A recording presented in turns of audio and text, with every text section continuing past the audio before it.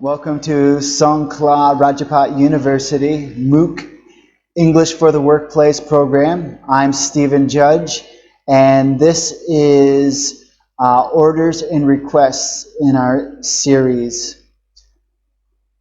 Today I want to talk about orders and requests and how to respond to them. In every business, we always have the boss and the leaders, boss, leaders, and workers. And the boss's job is to tell the worker what to do. And so we're going to look at the language used to do that and look how to respond to show that you understand and how to negotiate that successfully in English. So first, let's look at giving commands and how commands are given. The very basic command is imperative. We use imperative, so that's just the verb in the object. So we have examples here: finish the files by Friday, call the customer, get some coffee, take a break. The subject in the sentence is missing because the subject is implied. It means you, whoever I'm talking to, that's the person who should do the action. And these are usually given by someone who's senior. An example, so imagine your mom telling you what to do: pick up your clothes, brush your teeth, go to school. And it's always done by someone who's more senior. And it's not very polite, but it's understood and done because the person's in a senior position. Now, they don't always have to be very impolite. You can be polite when you do it. You can use please. So finish the files by Friday, please. Or you can use the person's name. Amy, call the customer, please. So sometimes they use the name or add in the subject just to be polite about the commands. Because sometimes just saying do this sounds a little rude, and no one's always that rude all the time.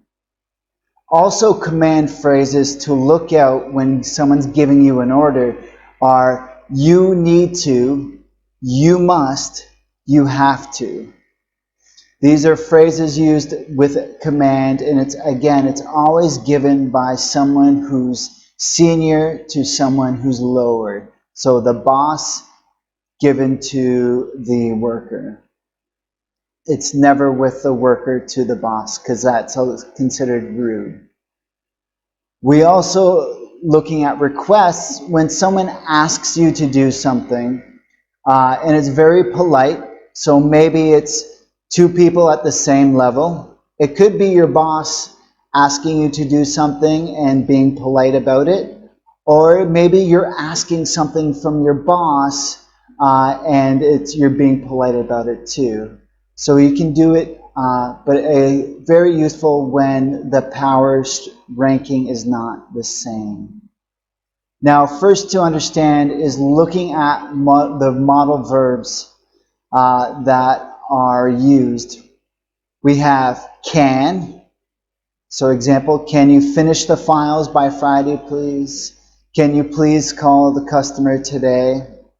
So can is the most informal way, and we use it as a question. So can you, and notice how the person is using please. Now please is used, you can use it before or after. So here, can you finish the files by Friday, please? Or you can use it before, can you please call the customer today? It doesn't matter where you put please, it's just being more polite.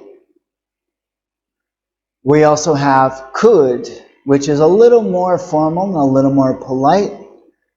Could you finish the files by Friday, please? Could you please call the customer? Same style, please can be at any point in these 2 points in the question. But again, it's being a little more polite and a little more formal. And then our most formal, our most polite is using would. So would you finish the files by Friday, please? Or would you please call the customer today? We use would you, we have the verb, and then we can use please at the beginning or the end. Now, after someone gives you a command or a request, how do you respond to it? There are three common ways. There's either yes, the dreaded no, and then making a suggestion. And we'll go into that. So let's go the most two common, yes and no. So in commands, there's yes ma'am or yes sir, especially in the army. So, your leader says, do this, and you're like, yes sir, right away, and you run off and you go do it. But not everyone works in the army, so we have yes, of course, absolutely, no problem, I can do that immediately, Mr. Smith. I'd be happy to consider it done, and on it. Now, on it's probably the more informal way to respond, but these are good ways to respond to commands and requests as well. Now, example, hey Jim, can you please work late today? Yes, Mr. Smith, I'd be happy to. And so, very nice way to respond to a request. Now, no is something that we don't like to say very often in the workplace to a command or a request, but sometimes you have to say it. And it's always said with an I'm sorry or unfortunately. You want to show that you feel bad about saying no. So the person helps breaking bad news so the person doesn't feel bad. So I'm sorry, I can't. I'm sorry, I'm too busy. I'm sorry, I can't right now. Unfortunately, I can't because. I'm really sorry, I can't right now. Ask me later. Usually when you say no, you want to say you're sorry and explain to the person why you say no. Because if you just say no, it's rude and it might upset the person, especially if it's an order. But if you say no and explain why, they'll understand, and maybe they'll help you with whatever is going on, so you later on can help them. So we always say sorry and no, and then to explain why. So example, could you please send me your report to me, please? And the person says, I'm sorry, Joanne, the report isn't finished yet. And they'll explain why. I'm working on it now. I'll send it to you when I'm finished. And then she'll be like, oh, that's okay. Now, sometimes you have to say no, but you might have a better idea or a suggestion that might work better for the person that makes the suggestion or command. So we have 4 phrases to politely give suggestions. I think it would be best if. I think it might be better if. That's a good plan, but, and how about?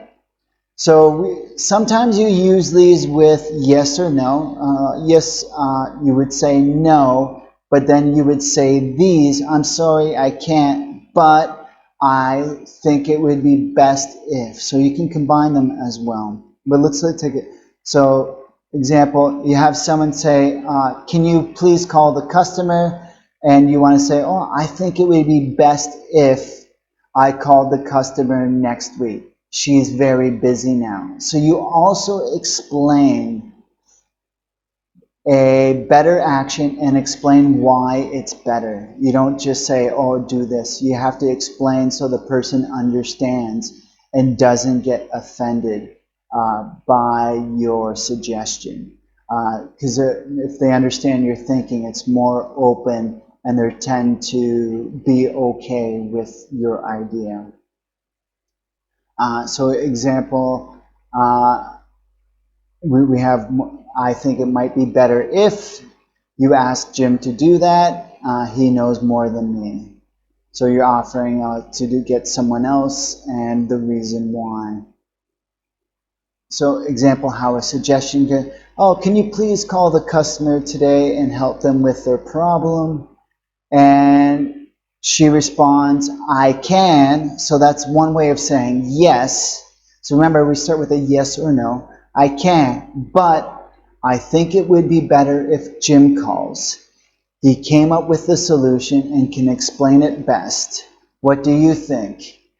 And it's giving it back to the boss, keeps it open-ended, and the boss will probably agree because it's a good, because the idea, the reason is very solid. And you're probably, oh, I'll go ask Jim.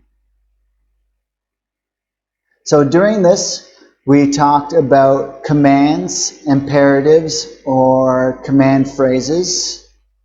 We talked about requests, the modal verbs can, would, and could, and going from polite to more polite. And we also talked about 3 ways of responding. How to say yes, how to say no, and how to make a suggestion on a better action. So my name's Steve Judge, and that was commands and requests. Now, can you please try the exercises? Thank you, and have a good day.